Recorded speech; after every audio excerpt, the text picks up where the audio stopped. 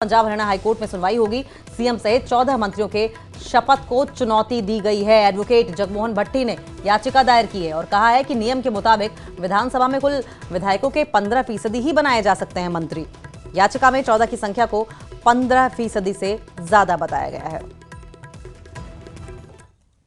तय सीमा से ज्यादा मंत्री बनाए गए। जो कॉन्स्टिट्यूशन की 91st अमेंडमेंट है उसका उल्लंघन किया गया।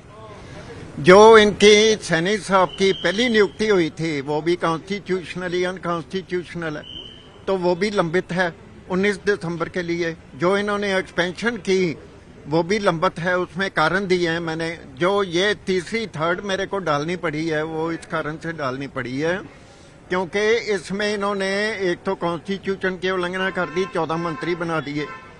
अगर 14 मंत्री बना दिए तो मैंने इसमें ये भी कहा है कि जो इन्होंने संविधान की शपथ ली थी उस शपथ का बार बार उल्लंघन कर रहे हैं, इसलिए ये सारी गवर्नमेंट घर पे जाए। अगर संविधान का हम मान सम्मान नहीं कर सकते, संविधान की जो सुगंध है उसका हम सत्कार नहीं कर सकते, तो क्या जरूरत है ऐसी गवर्नमेंट की?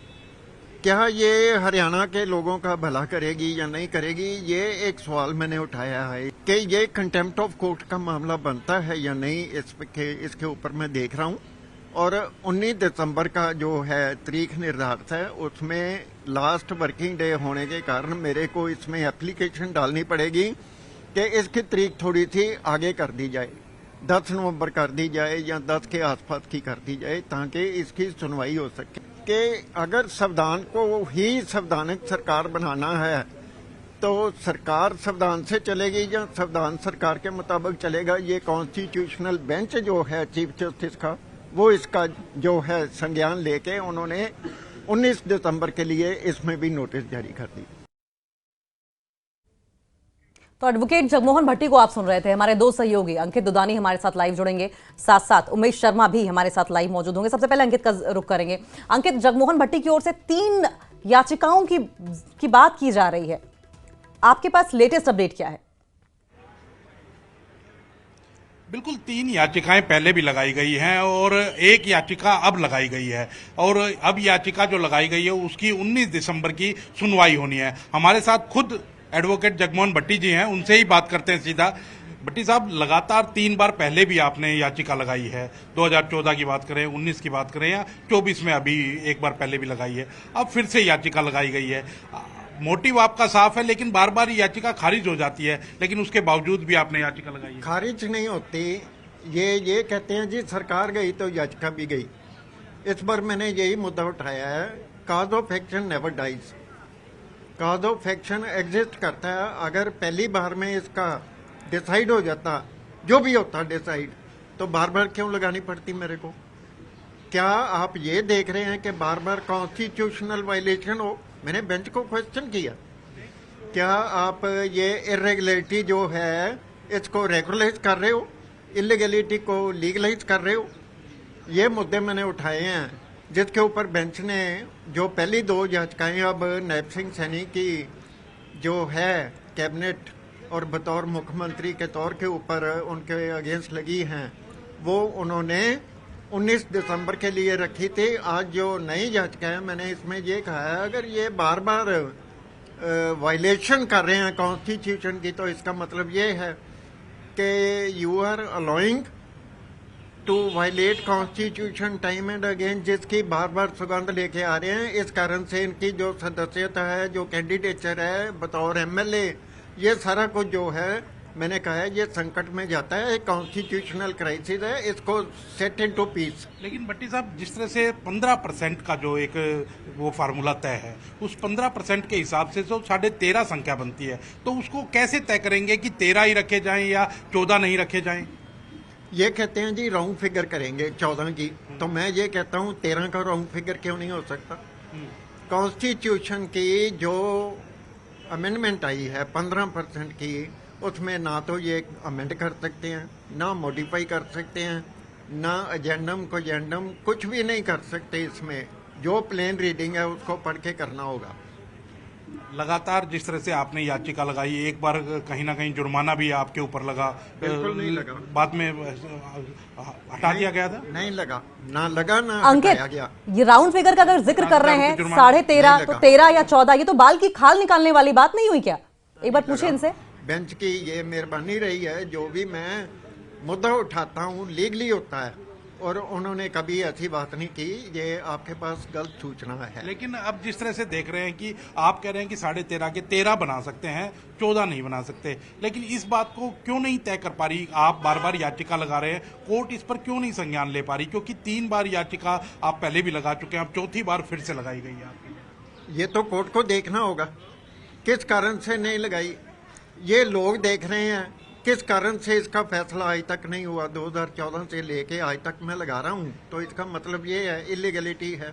अगर कोर्ट इसमें नोटिस करती है तो ये मान के करती है कि बात ठीक है, तो अगर बात ठीक है इसके ऊपर फैसला क्यों नहीं करती? ये कोर्ट को यही देखना मेरा है। सवाल था कि नोटिस भी किया जाता है सरकार को और उसके बावजूद याचिका पर कोई डिसीजन नहीं होता, तो क्या कारण मानते हैं आप? मैंने इनको यही कहा है, जो भी फैसला करना है आप वन टाइम डिस्पोजल का कर दें, आदेश फरमा दें और फाइनल डेट निर्धारित कर दें, ताकि इसके ऊपर कोई भी फैसला है जो भी है वो आए, लोगों को देखने को मिले। लोग बार बार जो गलत बातें करते हैं वो जो है मैं यहाँ आपके नहीं कह सकता, लेकिन सारी दुनिया को मालूम है कि लोग क्या बातें करते हैं, क्या कहते हैं, किस तरह से जाती है। ये जुडिशियल सिस्टम में भी जाती है और हमारे जुडिशियल सिस्टम के ऊपर ये किंतु भी होता है। लेकिन जिस तरह से लगातार एजी की ओर से भी अब कहा गया कि वो जवाब तो पहले ही दाखिल कर चुके हैं, वही जवाब एक बार फिर से दाखिल कर देंगे या वही जवाब को कंसिडर कर लिया जाए, तो आप मानते हैं कि कोई सरकार के पास भी कुछ नया कहने को नहीं है? बेंच ने उनको ये कहा जी इसको पढ़ के दाखिल कर देना। इसका मतलब ये है बेंच ने पढ़ा है, इसमें नई ग्राउंड्स हैं। अगर इसमें नई ग्राउंड्स हैं, उन्होंने पढ़ा है, उन्होंने ये भी कहा आप फ्री हो, इसमें जो भी रिप्लाई दाखिल करना चाहते हो कर सकते हो। तो बिल्कुल आप देख सकते हैं कि लगातार यही कहना है जगमोहन भट्टी का भी कि कानून जो है, कानून से ऊपर कोई नहीं है। कोर्ट डिसाइड कर दे एक बार, उसके बाद वो बार बार याचिका नहीं लगाएंगे, लेकिन कोर्ट ने अभी तक डिसाइड नहीं किया है। इसी वजह से वो कानून के अंडर में है और कानून के दायरे में सारी चीजें आती हैं और कानून के दायरे में आती है, इसीलिए उन्होंने बार बार वो याचिका लगा रहे हैं। 3 बार पहले लगा चुके हैं, 2014 की बात करें, 19 की बात करें या 24 में भी, अभी जब नायब सैनी सरकार पहले बनी तो उस समय भी याचिका लगाई गई थी। अब देखते हैं कि 19 दिसंबर को जब सुनवाई होनी है तो उस समय जो बेंच है वो क्या फैसला लेती है। ठीक है, लौटेंगे अंकित आपके पास। अगर भट्टी साहब आपके साथ मौजूद रहे तो ये भी जानने की कोशिश करेंगे कि दिक्कत क्या है। अगर राउंड फिगर वाली बात है तो 13 से 14 अगर हो गए तो दिक्कत क्या है, लेकिन उमेश का भी रुख कर लेंगे। उमेश, नियम क्या कहता है ये 15% का जो रूल है, और क्या इस रूल को जरूरत रहते इसमें कोई बदलाव की भी गुंजाइश होती है? जी देखिए, जहां तक याचिका का सवाल है, पंजाब में भी जगमोहन भट्टी ने जब पंजाब सरकार बनी थी तब भी यही इसी सवाल को लेकर याचिका डाली थी। अब आपने कहा नियम क्या है, देखिए जहां का भी प्रतिशत होता है विधानसभा का, हरियाणा में 90 है, पंजाब में अगर ज्यादा है या किसी स्टेट की भी असेंबली जितनी है उसका 15% बनना होता है। लेकिन क्या लॉ मिनिस्ट्री में, क्योंकि ये रूल अमेंडमेंट हुआ है सरकार, केंद्र सरकार के स्तर पर हुआ है और जवाब पहले भी दाखिल किए गए हैं, क्योंकि आज कोर्ट में हरियाणा के जो एडवोकेट जनरल थे बलदेव राज महाजन वो भी मौजूद थे। उन्होंने भी कहा कि हमने इस मामले में, क्योंकि याचिकाएं जब पहले दाखिल की थी, पहले भी जवाब दाखिल किया हुआ है और अब फिर से जो जवाब की कॉपी है वो जगमोहन भट्टी को सप्लाई की जाएगी। जगमोहन भट्टी ने याचिका में कहा है कि 91वां संशोधन है जो संविधान का, उसके मुताबिक 15% होना चाहिए और 90 सीटें हरियाणा विधानसभा में, तो 13 मंत्री होने चाहिए, जबकि मुख्यमंत्री समेत 14 हैं। तो अब देखिए, ये मामला खाली हरियाणा का नहीं, कई जगहों पर इस तरह के मामले भी आए हैं, अलग अलग राज्यों की विधानसभा को लेकर, अलग अलग हाई कोर्ट में भी। सवाल अब उठता है कि हाई कोर्ट 19 दिसंबर को क्या होगा। 19 दिसंबर को देखिए जब सुनवाई होगी, कोर्ट के सामने जो हरियाणा सरकार का जवाब है, केंद्र का जो जवाब है और जो कानून है, जो लॉ है, वो सब रखे जाएंगे, उस पर आर्गूमेंट होगा। उसके बाद आगे कोर्ट का क्या रुख रहता है वो तो देखिए कोर्ट का मसला है, उस पर हम ज्यादा टिप्पणी नहीं कर सकते, ना ही करनी चाहिए। हाँ, सवाल है कि पिटीशन दाखिल हुई है, उस पर पहले भी दाखिल हुई थी, पहले भी जवाब दाखिल किए गए थे और लॉ मिनिस्ट्री जो कहती है वो भी जवाब दाखिल। लेकिन 19 दिसंबर अब अहम स्थिति होगी कि उस दिन कोर्ट का रुख क्या रहे। जी उमेश, इसके पहले क्या हुआ था जब याचिका डाली गई थी भट्टी साहब की ओर से? तो क्या जवाब मिला था वहां से? सरकार ने अपना कहा था कि जी बिल्कुल तय समय है, कोई इसमें उल्लंघन नहीं है, ये इस तरह से हो सकता है, सरकार का जवाब ये था। इसलिए जब आगे तारीख पड़ती है तो कई पिटीशनें डिस्पोज ऑफ भी हो जाती हैं कि इस पे देखिए क्या हो सकता है। लेकिन अब फिर से, क्योंकि यहाँ पे जिक्र ये करना होगा कि 6 महीने पहले जब नायब सिंह सैनी सीएम बने थे, मनोहर लाल खट्टर को हटाकर जब उनको बनाया गया था, तब भी जगमोहन भट्टी ने याचिका दाखिल की थी कि वो नहीं बन सकते। और अब जब सरकार बनी है तो 14 मंत्री बने हैं, अब भी जगमोहन भट्टी ने याचिका दाखिल की है। तो एक तरह से दो याचिका अलग अलग। उन्होंने तो पहली याचिका में हवाला दिया था कि गैर संवैधानिक इनका सीएम बनना, इस याचिका में कहा कि तय सीमा से ज्यादा मंत्री बनाए गए हैं। तो अब सारे जो जवाब है, क्योंकि फ्रेश एक एप्लीकेशन आई है, फ्रेश एक पिटीशन है, तो उसी तरीके से आगे बढ़ेगी। 19 दिसंबर, इसलिए मैं बार बार कह रहा हूँ कि वो तिथि है जब हाईकोर्ट में आर्गुमेंट लेकिन होगा। उमेश, अगर मैं आपका पर्सनल एनालिसिस जानने की कोशिश करूं तो राउंड फिगर 13.5 का आंकड़ा बनता है 90 सीटों के हिसाब से 15% का। तो राउंड फिगर या तो 13 होगा या 14 होगा। अगर 14 मंत्री हैं भी तो सवाल यह भी उठ रहा है कि क्या ये जो पिटीशन डाली गई है, क्या ये बाल के खाल जैसी निकालने जैसी नहीं हो रही है? कुछ इस तरह का देखने को मिल रहा है क्या? देखिए, दो इसमें बड़ी क्लियर बातें हैं कि हर एक का काम है, ये इस तरह की जनहित याचिकाओं को लेकर अक्सर डालते रहते हैं। मैं जिस तरह जिक्र किया, इन्हीं जगमोहन भट्टी जो एडवोकेट है, इन्होंने पंजाब में भी इस तरह की जो पिटीशन है वो दाखिल की हुई थी जब पंजाब सरकार 2022 में चुनाव हुए थे। हरियाणा की बात कर, हरियाणा में भी दाखिल की है। अब सवाल है कि बाल की खाल निकालने का।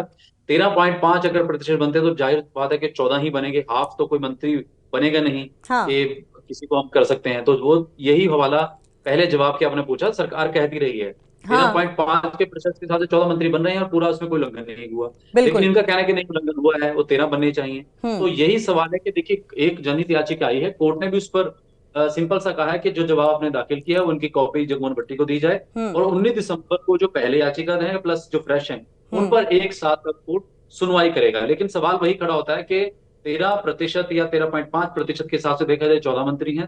तो इस तरह से अगर मंत्रिमंडल 13 बनेगा तो क्या वो संख्या, क्या तब भी उल्लंघन होगा? क्योंकि 13.5 पर आके कहानी रुकती है। तो कहीं ना कहीं लॉ मिनिस्ट्री का जो जवाब है, जो बायलॉज हैं बनते हैं, उनका भी एक अहम जवाब माना जाएगा। उमेश, आपके इसी पॉइंट पर एक बार अंकित का भी रुख करेंगे। अंकित, आप उमेश को सुन रहे थे। 13.5 यो तो 14 ही होगा, तो फिर कैसे संविधान के नियमों का उल्लंघन हुआ है? अगर भट्टी साहब हैं तो उनसे पूछिए जरा। नहीं, इसमें ये नहीं कह सकते कि 13.5 है तो 14 ही होगा। हाँ। क्योंकि 5 है। तो अगर 5 से ज्यादा होता तो फिर 14 कंसिडर किया जा सकता है। कहीं ना कहीं ये हमारे साथ भट्टी साहब हैं, उनसे पूछ लेते हैं। भट्टी साहब, जिस तरह से 13.5 आता है आंकड़ा जो निकल करके सामने आता है, आपने पंजाब में भी याचिका लगाई है, यहाँ भी लगाई है, और भी कई राज्यों के अंदर याचिका लगती है, तो फैसला कैसे होगा इसमें? तो ये कहीं ना कहीं एक मतलब विवाद का कारण बना ही रहेगा ये। तो सुप्रीम कोर्ट ने और लॉर्ड जस्टिस डेनिंग ने ये क्लियर कर रखा है, जो लैंग्वेज होती है उसको आप किसी तरह से भी छेड़छाड़ नहीं कर सकते। ये कर सकते हैं, इसका जवाब माननीय हाईकोर्ट ने देना है। नहीं, लेकिन 13.5 को कैसे आप कंसिडर करेंगे? 13.5 को आप 13 कह रहे हैं, सरकार 14 कह रही है, तो उसको कंसिडर कैसे किया जाएगा? मैं 13 कहता हूँ, ये 14 कहते हैं। तो न्यायालय जो है इसलिए आए हैं ना भाई, आप वंस इन ऑल टाइम जो भी है वो कर दो, जो फैसला करना है कर दो, देखते हैं।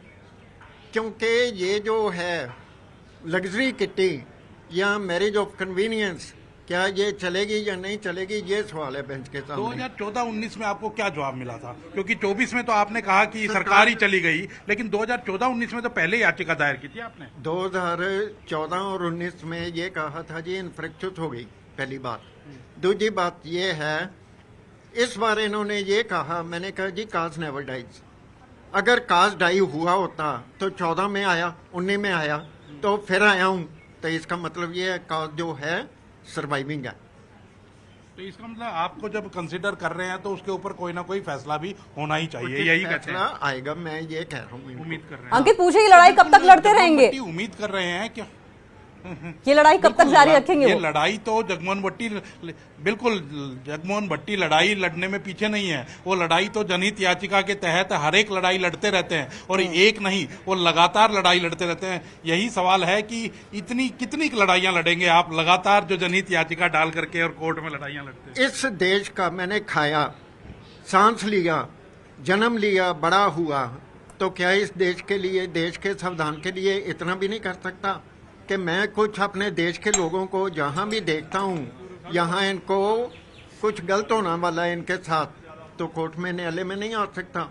तो ये मेरे इस काले कोट का क्या फायदा है? मेरे देशवासियों को, स्टेट वासियों को, हरियाणा के हैं या पंजाब के हैं या चंडीगढ़ के हैं, सभी को होना चाहिए। बिल्कुल यही कहना है कि अगर कानून सम्मत कोई बात नहीं हो रही है और कानून सम्मत बात करवाने के लिए ही ये न्यायालय बने हैं और न्यायालय में इसीलिए वो यहाँ पहुंचे हैं कि कानून का उल्लंघन हो रहा है। अब न्यायालय एक बार डिसाइड कर दे चीज को, उसके बाद फिर वो आगे नहीं आएंगे, क्योंकि अभी 3 बार हो चुका है। 2014 है, 2019 है, 2024 है, अब चौथी बार याचिका लगाई गई है। अगर इस पर फैसला कोई हो जाता है, या तो याचिका खारिज होगी या फिर सारी सरकार को एक निर्देश दिए जाएंगे कि 14 की बजाय 13 किया जाए, एक मंत्री को हटाया जाए, तो कहीं ना कहीं फैसला एक बार हो जाए। क्या कहना चाहते हैं भट्टी साहब? एक बात और है, चीफ पार्लियामेंट्री सेक्रेटरी, मैंने 10 साल इसके ऊपर पिटीशन लगाई और करीब 10 से ऊपर लगाई। आखिर में इसमें खंडपीठ जो थी जस्टिस एस सारों की, उन्होंने फैसला किया ये जो नियुक्तियां हैं नाजायज हैं। उसके बाद आज तक नहीं हुई, लेकिन हुई तो सही। मेरी कामयाबी 10 साल के बाद आई, लेकिन आई मेरे को इस बात की तसल्ली है। इसमें भी कोई दो राय नहीं है। जिस तरह से चीफ पार्लियामेंट सेक्रेटरी की कह रहे हैं, मुख्य संसदीय सचिव, ये एक बैकडोर का रास्ता सरकारों के लिए होता था और कितने भी मुख्य संसदीय सचिव जो हैं वो सरकार नियुक्त कर देती थी। हमने हरियाणा सरकार के अंदर भी देखा था। इससे पहले 2009 के अंदर जब हुड्डा गवर्नमेंट बनी, कांग्रेस की गवर्नमेंट बनी, तब भी हमने देखा था। 2014 में भी भारतीय जनता पार्टी की सरकार बनी, तब भी हमने देखा कि मुख्य संसदीय सचिव बना दिए एक बार जाते उमेश थे, का लेकिन रुख उसके करेंगे। बाद- उमेश, इसको मैरिज ऑफ कन्वीनियंस बताया है भट्टी साहब ने। 14 मंत्रियों का जो अभी हम देख रहे हैं अलॉटमेंट, क्या आप इसको मैरिज ऑफ कन्वीनियंस मानेंगे? किस तरीके से इसको देखा जाए? आपका एनालिसिस क्या है? कानून की परिभाषा, संविधान और प्लस इस तरह के कानूनी जटिल पेच जो जहां पे दाव पेच होते हैं, वहां पर जो बेंच है वो कहीं ना कहीं सुप्रीम कोर्ट के उदाहरण देखती है, प्लस लॉ मिनिस्ट्री के लेटेस्ट जो कानून है या लेटेस्ट कोई अमेंडमेंट्स हैं वो भी जांचे जाते हैं। मेरा सब सिंपल सा जो मानना है कि इस तरह की जो याचिकाएं हैं, इस पर अगर पंजाब हरियाणा हाईकोर्ट कोई फैसला देता है तो उसका असर सिर्फ हरियाणा पे नहीं, उसका असर पंजाब में भी होगा और कई बार जो हम रेफरेंस कोर्ट करते हैं दूसरे राज्यों की, इस हाई कोर्ट का भी जाएगा। तो एक ये सीधा मसला है, इसको इसलिए जो बेंच है, बेंच भी बड़ी सावधानी से इसको आगे बढ़ती हैं और पूरे कानूनी दाव पे समझने के बाद, उसके लॉ मिनिस्ट्री के जवाब आने के बाद आगे सरकार का जवाब क्या है। 91 जो भट्टी साहब ने कहा कि 91 शोधन है, उसके मुताबिक 13.5 की परिभाषा क्या है, तो वो कहीं ना कहीं साइलेंट है। 13.5 को हम 14 में काउंट करें या 13 में काउंट करें, वो साइलेंट है या उसकी परिभाषा आगे की बड़ी है। इन सब सवालों के जवाब मुझे लगता है 19 दिसंबर को उम्मीद है कि मिल जाए। ठीक है उमेश, बहुत बहुत शुक्रिया आपका। अंकित हमारे साथ जुड़े हुए थे, आप दोनों का बहुत बहुत शुक्रिया। लेकिन